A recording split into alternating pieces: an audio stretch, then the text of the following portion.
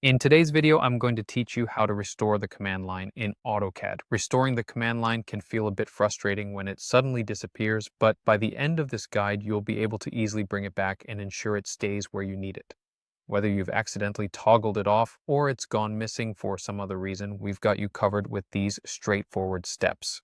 Let's start with the simplest method. When you need to bring up the command line quickly, just press the Ctrl and 9 keys simultaneously. This is a handy shortcut that toggles the command line on and off. If your command line is being elusive, this should be your first step. It's like flipping a switch, making it one of the quickest ways to restore it if you accidentally closed it or can't find it on your workspace. However, if pressing Ctrl and 9 doesn't work and the command line is still hiding from view, don't worry, we have another trick up our sleeve. Simply type the word command line directly into your drawing space and then press enter. This command forces the command line to reappear on your screen. Think of it as calling for the command line to come back to its rightful place. Now that you've located your command line, there's one more consideration: placement. Once the command line is visible, you might want to drag it down to dock it. This docking feature is incredibly useful because it locks the command line into a specific position where you're comfortable seeing it.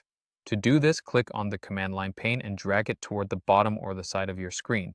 As you move it around, you'll see that AutoCAD outlines the possible docking positions for you. Choose a spot where you feel it enhances your workflow without cluttering your workspace. These methods not only help in restoring the command line, but also give you the flexibility to arrange your workspace the way that suits you best. Remember, keeping your tools where you need them can greatly enhance productivity and reduce the stress of searching for missing elements. Thank you for spending the time with me today. I hope this guide helps you quickly restore the command line whenever you need it. If you found this video useful, please consider sharing it with others who might face similar issues. And as always, happy designing!